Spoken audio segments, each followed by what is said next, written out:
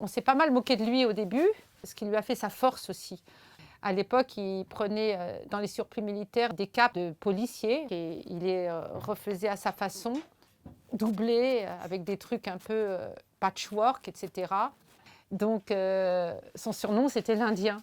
Il faisait les marchés, il vendait des choses un peu incroyables et puis ça fonctionnait bien parce que comme il était dans son monde et qu'il avait aussi sa clientèle, puis ça fonctionnait tellement bien qu'ils ont ouvert une boutique. Il y avait tellement de groupes à l'époque. Ouais, voilà, ils venaient beaucoup aux puces, et puis ils n'étaient pas dérangés, quoi. C'est ça qui était bien.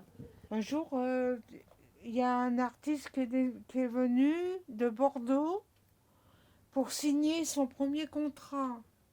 Et c'était Noir Désir.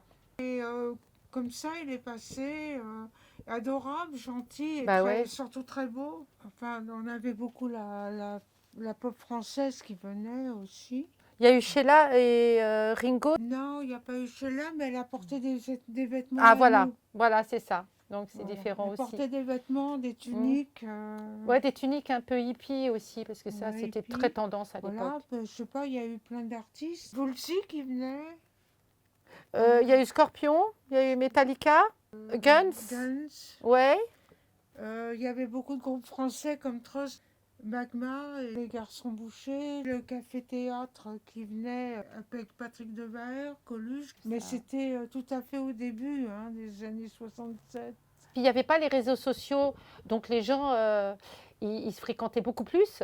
Ils avaient des lits de camp, ils mettaient tout comme ça, c'était fou, quoi. Je ne dis pas qu'aujourd'hui on ne fait pas des belles choses, mais c'est un peu compliqué, même pour la mode. Maintenant, il n'y a plus vraiment de mode, donc c'est pour ça qu'on est obligé aussi d'évoluer et de trouver des choses qu'il n'y a pas, voilà, et qui plaisent.